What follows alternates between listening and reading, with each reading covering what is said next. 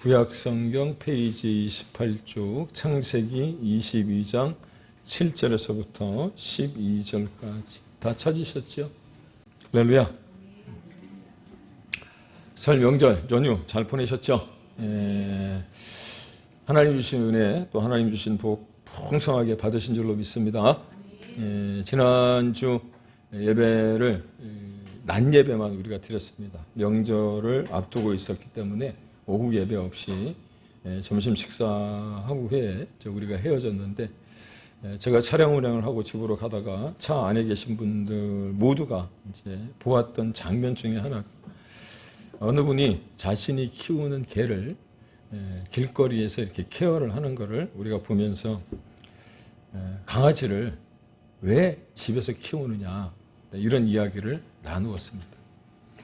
우리들 중에도 가정에서 개를 키우시는, 강아지를 키우시는 분들이 계시기 때문에 한번 좀 여쭤보도록 하겠습니다. 요즘 집에서 키우는 개를, 강아지를 무엇라고 표현하죠? 반려견이라. 반려견. 반려견이라 그래요. 그렇다면 왜 반려견이라고 했을까? 뭐 이런저런 이유들도 있고, 제가 네이버 사전에 찾아보니까 거기에 대한 어떤 정의도 이렇게 달아놨습니다만, 예전에 들었던 이야기를 들려드린다면 아마도 이런 이유에서 그렇게 표현하지 않았을까 싶습니다. 혹시 벤자민 프랭클린이라고 하는 분의 이름을 들어보신 적이 있으십니까? 벤자민 프랭클린. 그분이 이런 말을 했습니다. 가장 충실하게 끝까지 나를 지켜줄 새 친구. 가장 충실하게 끝까지 나를 지켜줄 새 친구는 현금, 캐시, 처음에. 두 번째가 늙은 아내, 세 번째가 늙은 개 밖에 없다고 그렇게 말을 했어요. 뿐만 아니라 트루먼 대통령, 그 이름 또한 들어보셨을 거라고 생각이 드는데, 그분은 이렇게 말을 했습니다. 워싱턴에서 친구를 찾을 바에야 차라리 개를 키워라. 그래서 아마 집에서 개를 키우는 것은 아닌가. 그런데 왜 이렇게 이야기를 했을까? 잠깐 생각을 해보니까 아마도 사람과의 관계가 변덕이 죽을 듯 하다 보니까. 요즘 세태를 반영한다면 간에 붙었다, 쓸개에 붙었다 하는 사람들이 많아진 이 시대를 비꼬는 말이 아닌가 그런 생각이 들었습니다. 부모와 자식과의 관계도 그렇고요, 친구들과의 관계도 그렇고, 비즈니스 속에서도, 심지어 교회 안에서도 사람들을 오래도록 친밀하게 어떤 관계를 유지하고 싶은데 그게 잘 되지 않다 보니까 아마도 그렇게 말을 한 것은 아닙니다. 그리고 집에서 개를 키우는 이유가 바로 거기에 있는 것은 아닌가 그런 생각이 들었습니다. 사랑하는 여러분, 강아지와 고양이의 차이점을 아시나요? 왜 사람들은 강아지를 좋아하고 고양이를 좋아하시는 분도 있지만 고양이는 별로 좋아하지 않는 이유가 어디 있는 줄 아십니까? 고양이는 10번 잘하다가 한 번 주인이 잘못하면 삐진답니다. 성인진을 내고 뭐라 그래야 되나요? 돌아본다, 돌아간다. 근데 강아지는 10번 중에 9번을 잘못하다가 한 번 잘해주면 이 강아지는 꼬리를 흔들고요, 충성한다는 거예요. 그래서 강아지를 더 좋아하는 것 같아요. 그렇습니다. 아마 개의 충성심 때문에 집에서 개를 키우는 것은 아닌가. 그래서 개가 싼 똥도 치워주고 병이 나면 많은 돈을 들여서 동물병원에 데려다 치료도 해주는 것은 조금은 숭고하고 죄송한 말씀이지만 개처럼 충성스러운 사람을 만나기 어려워서 그런 것은 아닌가 싶은 생각이 들어요. 설교 서두에 개에 대한 이야기를 너무 많이 해서 죄송스럽긴 한데, 이왕 나온 김에 조금은 더 말씀을 드린다면 개와 관련하여 천국을 비유한 이야기가 있더라고요. 마크 트웨인이라고 하는 사람의 또한 이름을 들어보셨나요? 소설가인가 그렇죠? 마크 트웨인. 유명한 작가인데 이분이 이런 이야기를 했어요. 사랑하는 여러분, 천국은 무엇으로 들어갑니까? 은혜로 들어가요. 은혜로.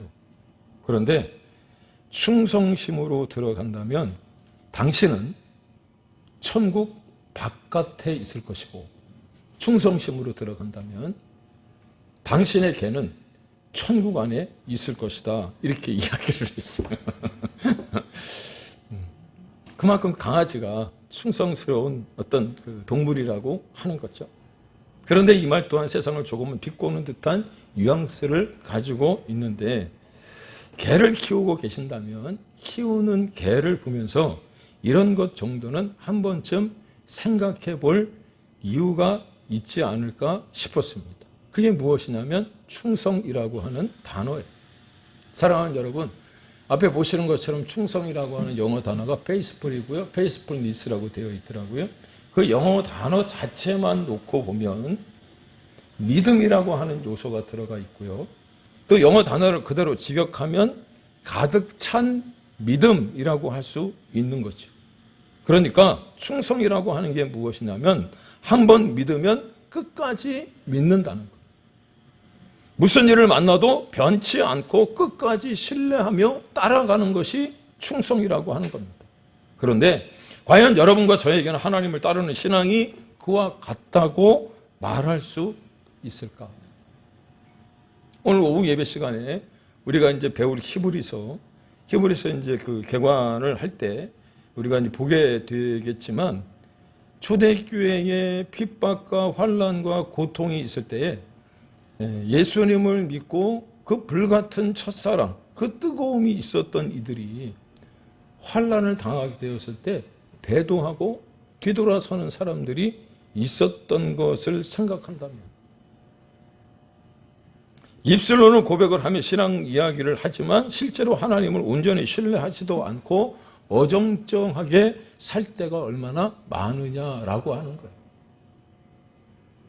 어떤 분은 적당히 믿기도 하고요, 어떤 분은 절반만 믿기도 하고, 심지어 어떤 분들은 믿는다고 말하면서 실제로 믿지 않는 경우도 있다는 겁니다.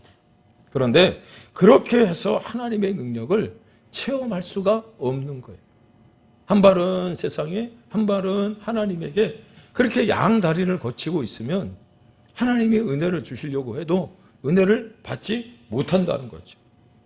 그렇습니다. 다 아시는 것처럼 우리 인간의 능력은 한계가 있습니다. 스스로 똑똑한 줄 알지만 사실 무능력한 것이 인간이에요. 무기력한 존재가 인간이라고 하는 겁니다. 그래서 한번 넘어지면 일어날 수 없고요, 또 쓰러지면 좌절하는 존재가 바로 사람입니다. 그러나 오늘 이 시간 우리가 분명히 알고 가야 할 것은, 우리가 비록 그런 인간이지만 하나님을 만나면 달라질 수 있는 줄로 믿으시기를 바랍니다. 왜냐? 우리 하나님은 올마이티 하나님, 무한한 능력의 소유자이시기 때문. 믿습니까? 따라서 우리가 믿음으로 하나님을 만나기만 한다면 우리의 인생이 복이 있는 인생으로, 성공하는 인생으로, 비범한 인생으로 바뀌게 되어질 줄로 믿으시기를 바랍니다. 그렇습니다. 오늘 본문을 우리가 이미 잘 알고 있는 것처럼 아브라함 이야기 전체 중에 절정을 이루는 사건이,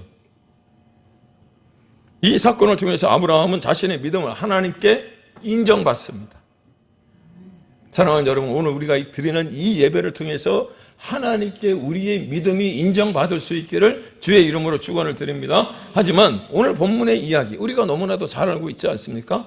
백세에 얻은 아들 이삭을 어느 정도 시간이 지나고 난 다음, 대략 이삭이 청소년 정도 되어졌을 때쯤 하나님이 그 아들을 제물로 드리라고 하는 이 이야기 알고 있잖아요. 그런데 시간이 지나서 지금 우리가 성경을 통해 바라보니까 아름다운 신앙의 이야기잖아요. 그런데 사실 이처럼 끔찍한 이야기가 또 어디 있을까 싶은 겁니다. 백세에 얻은 아들, 그것도 하나님 허락해 주신 아들 이삭을 하나님이 되돌려 받으시겠다고 하는 것, 여기서 우리가 이해가 안 되는 두 가지가 있어요. 첫 번째가 뭐냐면 아들을 잡아서 자기에게 제사를 지내라고 강경하는 비정한 하나님이 이해가 안 되는 거예요. 한번 주셨으면 그만이지 그걸 다시 돌려받겠다는 거예요. 그것도 제물로, 번제로 드리라고 하니 이해가 안 되는 거죠. 두 번째, 아무리 하나님의 말씀이지만 자기의 믿음을 인정하기 위해서 아들을 잡아 바치겠다는 이기적인 아버지 아브라함의 모습 또한 이해가 되지 않아요. 어찌 이런 일이 있을 수 있겠느냐라고 하는 거죠.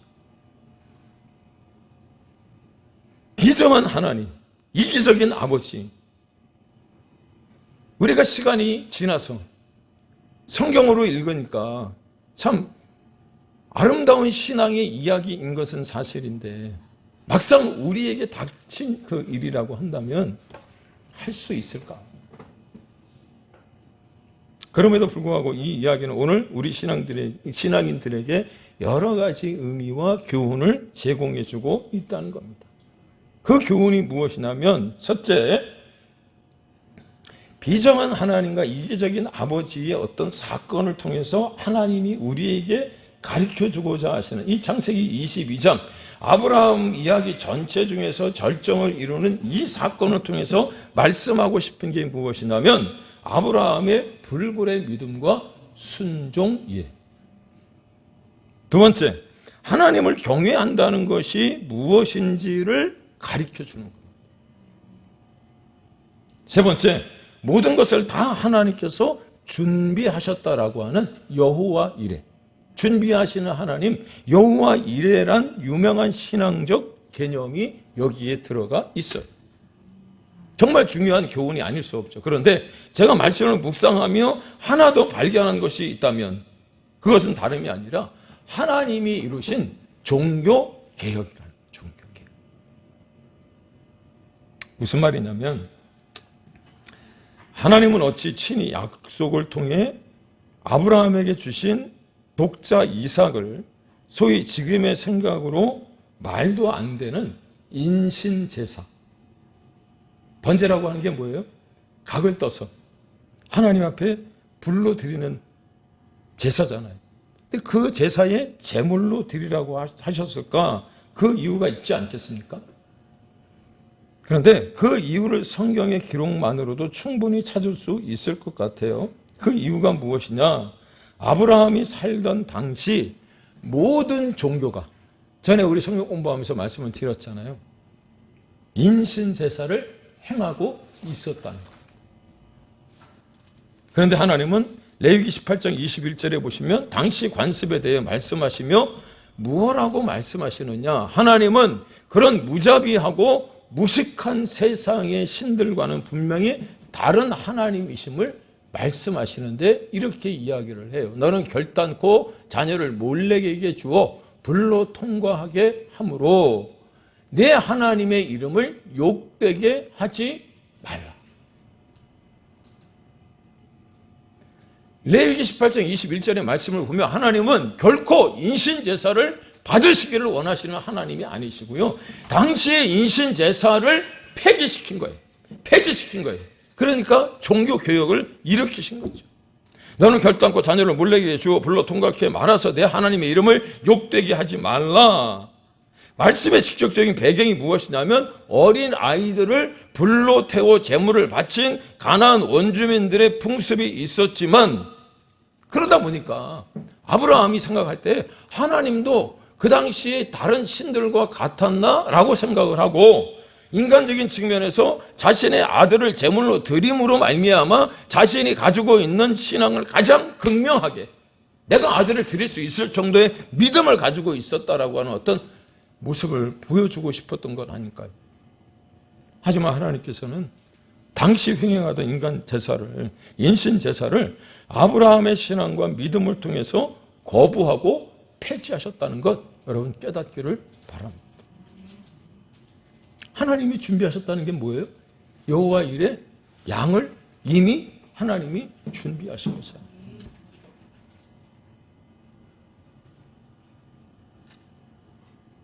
그러니 얼마나 감사합니까? 세상의 신들은 만약에 지금도 존재한다면 우리의 아들들을 때로 제물로 드릴 수도 있는데 그걸 하나님이 거부하시고 폐지하셨다.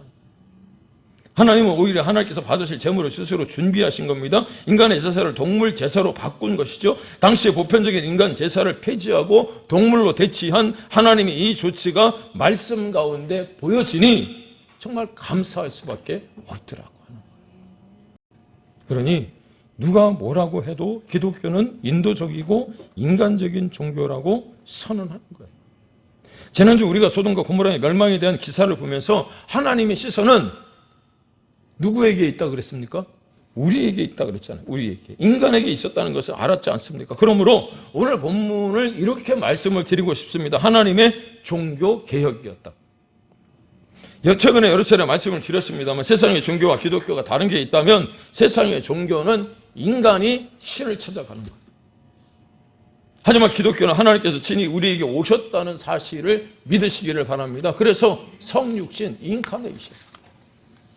하나님이 우리를 찾아오신 것뿐만 아니라 우리를 만나 주셨고요. 우리와 함께 하시는 하나님이심을 여러분 깨닫기를 바랍니다. 인간이 하나님을 위해 있는 것이 아니라 하나님이 인간을 위해 존재하는 거죠. 마치 자식은 항상 부모를 위해 있지 않죠. 때로는 그 부모님이 필요하기도 하고 때로는 필요 없기도 하고 특별히 딸 같은 경우는 얼마나 이쁘고 귀한지 몰라요. 근데 아들 녀석 같은 경우는 집에서 한마디 안 하고 있다가 돈 필요하면 말을 붙이거든요. 그러면 무서워요. 그러니까 뭐예요? 자식은 항상 부모를 위해 있지 않지만 부모는 항상 자식을 위해 있는 모습과 같은 그게 그런 분이 바로 하나님이시다. 다시 반복합니다. 하나님이 다른 종교의 신과 확연히 구별되는 점이 있다면 다른 종교의 신은 인간을 그들의 신에게로 끊임없이 다가오도록 강요하는 반면에 하나님은 하나님 자신이 끊임없이 인간을 향해 다가오신다는 거예요. 믿습니까? 따라서 성경 가운데 발견하는 신앙은 속박과 강요의 신앙이 아니라 자유와 해방의 신앙인 거죠. 그래서 요한복음 8장 32절에 뭐라고 말씀합니까? 진리가 너희를 자유케 하리라. 믿습니까? 따라서 우리가 감사할 수밖에 없는 게 무엇이냐면 아브라함과 똑같은 상황을 하나님은 우리에게 만들지도 않으시고요. 이유가 뭘까요? 우리에게는 그런 믿음이 아브라함과 같은 믿음이 없기 때문에 그런 상황을 만들지도 않으시고요.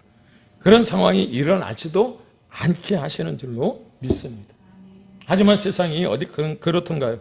분명 우리가 이 땅을 살아가는 동안 일어나지 말았으면 하는 일도 생길 것이고 때로 하나님은 어찌 이렇게까지 하실 수 있을까 싶은 일도 만날 수 있습니다. 내가 믿음 생활 잘했는데 1년 52주 한 주도 빼먹지 않고 주님 앞에 나아가 예배를 드렸는데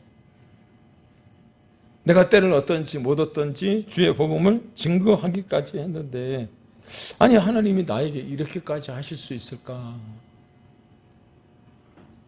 그럴 때 우리는 분명 혼란스럽고요. 하나님의 사랑을 의심할 수도 있습니다. 하나님이 정말 나를 인도하고 계시는 것일까? 갸우뚱할 때가 있을 수도 있죠. 그러나 의심은 좋지만 그 의심을 풀어가는 전제를 잘 세울 수 있어야 되는데 그 전제가 무엇이냐면 오늘 말씀 읽지는 않았습니다만 여러분 22장 앞부분 1절, 2절, 3절, 4절 이런 쭉 그 부분에 보면 아브라함이 하나님의 말씀을 듣고 모리아 산으로 이삭을 데리고 감에 있어서 일찍 일어나 살아도 모르게 그 이삭을 데리고 길을 떠납니다. 그리고 며칠 동안 갔습니까? 3일이에요. 3일 동안 걸으며 말도 없이 묵묵하게 아마도 그 시간이 엄청나게 길지 않았을까? 왜요? 하나님이 도대체 왜 나한테 이런 시련을 주셨을까? 생각하지 않았을까요? 묵상하지 않았을까요? 아니 100세에 주신 그 아들을 제물로 드리라? 근데 그렇게 의심은 갔지만 아브라함이 세운 전제가 무엇이었느냐면 충성심이었어. 페이스풀. 가득 찬 믿음. 신실하신 하나님, 페이스풀니스, 그 하나님을 생각한 거죠. 혹시 에반 올마이티라고 하는 영화를 보신 적이 있으십니까? 꽤 오래됐습니까? 제가 이제 두 영화를 제가 이렇게 올려놨는데, 포스터를. 하나는 브루스 올마이티고요. 하나는 에반 올마이티입니다. 브루스 올마이티라고 하는 영화가 먼저 나왔고, 속편으로 에반 올마이티라고 하는 영화가 나왔는데, 에반 올마이티는 현대판 노아의 방주라는 시나리오를 가지고 믿음이 무엇인지를 설명해 줘요. 여러분 잠깐 한번 동영상 볼까요? 노아의 방주가 완성됐다. 지팡이를 들어올리자 모든 동물들은 한 쌍씩 짝을 지어 방주에 올라타기 시작한다. 하지만 문제는 언제나 인간들이다. People, the flood is imminent. Board the ark. 배 타기는커녕 나를 놀려먹기에 바빴고 레킹볼을 가져와서 이 배를 철거하려 하고 있다. Get off the boat now or you'll be removed by force. 하는 수 없이 배에서 내리는 그때 구름이 몰려오고 비가 내리기 시작한다. 난 다시 갑판으로 올라가. Everybody, get on the ark. 사람들이 슬슬 배에 타려는 그때 비가 멈췄다. 사람들이 나를 다시 조롱하기 시작한 그때 부실 공사된 댐이 무너지며 대홍수가 발생한다. 사람들은 그제서야 부랴부랴 배에 올라타기 시작했고 홍수가 도착하기 직전에 모두 태웠다. 내가 건조한 방주는 눈앞에는 거대한 폭포가 있는데 Everybody, hang on. 이것도 버텨낸다. 잘 보셨나요? 보신 적이 있으신가요? 방주를 다 지었고 주변에 있던 동물까지 다 방주 안으로 넣었어요. 하나님이 에반이라고 하는 사람에게 나타나셔서 이 방주를 이 뉴욕이라고 하는 도시에다가 만들려고 했을 때 바보 같은 짓이라고 처음에는 거부를 합니다. 이 영화의 처음을 보면, 그리고 거부하고 집으로 돌아가서 잠을 자고 나면 지금 그 에반의 모습처럼 하얀 수염이 이렇게 자라나 있는 거예요. 남들이 보이지 않는 곳에 가서 면도를 하고 그리고 출근을 하고 자기 일을 하고 다시 저녁에 자고 일어나면 또 수염이 이렇게 자라나는 거예요. 왜요? 하나님이 방주를 짓게 하기 위한 어떤 메시지를 전달하는 거죠. 하는 수 없이 저렇게 멀끔한 사람이 노아처럼 이렇게 분장을 하고 방주를 짓기 시작을 하는데, 방주를 다 지어놓고 주변에 있던 동물까지 다 방주 안으로 넣었는데 하나님이 홍수가 있을 것이라고 하는 그 날짜에 비가 오지 않는 거예요. 오히려 방주를 철거하려는 사람들 보셨지 않습니까? 그 사람들이 몰려와서 방송을 하고 뉴스, 브레이킹 뉴스를 내보내면서 난리를 치니까 아내 맞죠? 이제 그만해도 되니까 방주를 포기하라고. 하나님이 말씀하신 그 홍수는 지식의 홍수나 깨달음의 홍수가 아닌가, 그런 생각이 든다는 겁니다. 그러자 에반이 이렇게 말을 해요. 만약에 그렇다면 자신은 하나님께 화를 낼 것이라는 거예요. 하나님께 하소연 비슷하게 화를 내며 그리고 나서 이렇게 소리를 지릅니다. 이렇게 끝낼 수는 없다고 말입니다. 비를 좀 내려달라고 하는 게 하나님께 그렇게도 어려운 일이냐? 믿음이 있는 거죠. 하나님께 기도하면 비가 내릴 것이라고 하는 믿음이 있었어요. 그렇습니다. 동영상을 보신 것처럼 물론 비가 오기는 하는데 잠깐 비가 내리다가 그치니까 주변 사람들이 더 조롱을 하기 시작을 하는 거죠. 신께서 물이 부족하셨거나 계산을 잘못하신, 물의 양의 계산을 잘못하신 것 같다. 근데요, 여러분들이 혹시 기회가 되시면 이 영화를 한번 찾아서 보시면 좋을 것 같은데, 에반이 그때 이렇게 말합니다. 뭔가 다른 게 있다고. 그리고 그것이 이해가 안 되지만 자신은 믿는다고 말합니다. 그게 무엇이었습니까? 도심 한복판에 있었던 댐이 무너지는 거예요. 사랑하는 여러분, 하나님은 분명 나를 사랑하시고 나를 긍휼히 여기시며 나를 구원하시며 내게 응답하시고 내게 말씀하신 것을 반드시 지키시는 하나님이시라고 하는 충성스러운 믿음의 전제 조건이 우리에게 있기를 주님의 이름으로 축원을 드립니다. 에반 올마이티의 주인공인 에반이 그렇게 믿어버렸던 것처럼 지금 당장 하나님의 응답이 없다 하더라도 뭔가 다른 걸 준비하고 계시는 그 하나님을 믿는다고 여러분 우리가 말할 수 있게 되기를 주의 이름으로 부탁을 드립니다. 이 생각이, 이 신앙이, 이 믿음이 나의 우선순위가 되어질 수 있기를 다시 한번 주의 이름으로 축원을 드립니다. 오히려 지금 알 수 없는 일들이 벌어졌다고 하십시다. 그래서 나는 어떻게 해야 될지 모르지만 그 일 또한 주님 앞에 맡겨두고 그 일이 나에게 있게 하신 그 이유, 그리고 무엇을 내게 바라시는 것인지, 어떻게 이 일을 풀어가려고 하시는 것인지 여러분 묵상하면서 그 답을 찾아간다 한다면 우리의 인생이 달라질 줄로 깨닫기를 바랍니다. 앞서 말씀드렸던 것처럼 생각해 보세요. 아브라함은 너무도 괴로워서 3일을 그저 고개를 숙이며 걸었어요. 그러나 제가 생각해 보건대 아브라함은 아무것도 보이지 않는 상황이었지만 그 3일 동안 하나님을 묵상하고 하나님을 생각하고 하나님을 바라보면서 이런 결론을 내렸던 것 같습니다. 하나님이 그분이 그동안 자신에게 하셨던 그 말씀 때문이라도, 그 신실하신 자신의 성품 때문이라도 뭔가 준비하신 것이 있을 것이라고. 그래서 오늘 말씀 가운데 뭐라고 얘기했어요? 이삭이 그 아브라함에게 물어보기를 불과 나무는 있거니와 번제할 어린 양은 어디 있느냐고 이야기하지 않습니까? 그럴 때 하나님께서 준비하신 다른 것이 있을 것이라고 이야기할 수 있는 믿음, 그것이 바로 우리에게 필요한 믿음인 줄로 깨닫기를 바랍니다. 그리고 이게 바로 믿음이고요. 그런 믿음이 우리에게 있을 때 여러분 하나님을 기쁘시게 할 수 있는 줄로 믿습니다. 결론입니다. 그렇다면 이제 누가 당황스러울까요? 하나님이 당황스럽겠죠. 왜냐하면 아무것도 보이지 않는데 자신의 할 일을 다 하는 아브라함.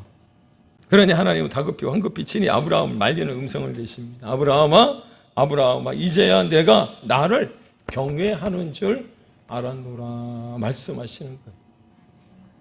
한편으로 하나님 보시기에 아브라함이 아이 저런 바보 같은 놈 시킨다고 그걸 다 하나 이런 생각도 하시지 않았을까요? 그런데 왜 하나님은 그렇게 다급히 아브라함을 말리셨을까? 아브라함을 세상 사람들의 조롱거리가 되지 않도록 하기 위해서. 우리가 혹시 지금 기다리는 것이 있다면 하나님은 반드시 아브라함이 그렇게 가졌던 믿음처럼 뭔가 다른 것을 준비하실 것이라고 하는 그런 어떤 기대로 하나님 앞에 기도하고 나가면 하나님은 우리가 세상 사람들의 조롱거리가 되지 않도록 하기 위해서 다른 뭔가를 준비하시고 또 하나님은 축복해 주실 줄로 깨닫기를 바랍니다. 우리가 함께 불렀던 찬송가 490장 지어 지난 밤 내 꿈에 배웠으니 그 꿈이 이루어 주옵소서. 그런데 그 3절에 보니까 세상 풍조는 나날이 변화해도 나는 내 믿음 지키리니 인생 살다가 죽음이 꿈 같으나 오직 내 꿈은 참되리라. 무슨 말씀입니까? 세상 흔들리고 사람들은 변화해도 믿음 흔들리고 사람들이 주를 떠나도 그럴 때 오히려 나는 더욱 주님을 섬기겠다고 신뢰하겠다고 고백할 수 있기를 주의 이름으로 축원을 드립니다. 그렇습니다. 주님의 나라는 영원히 쇠하지 않을 것을 믿으시기를 바랍니다. 보이지 않지만 주님이 우리의 삶에 있어야 할 것을 예비하실 것을 여러분 기대하고 그 주님을 신뢰하고 따라가기만 한다면 주님의 사랑은 영원히 변하지 않는 놀라운 은혜로 우리 가운데 또 흘러 넘치게 되어질 줄로 믿습니다.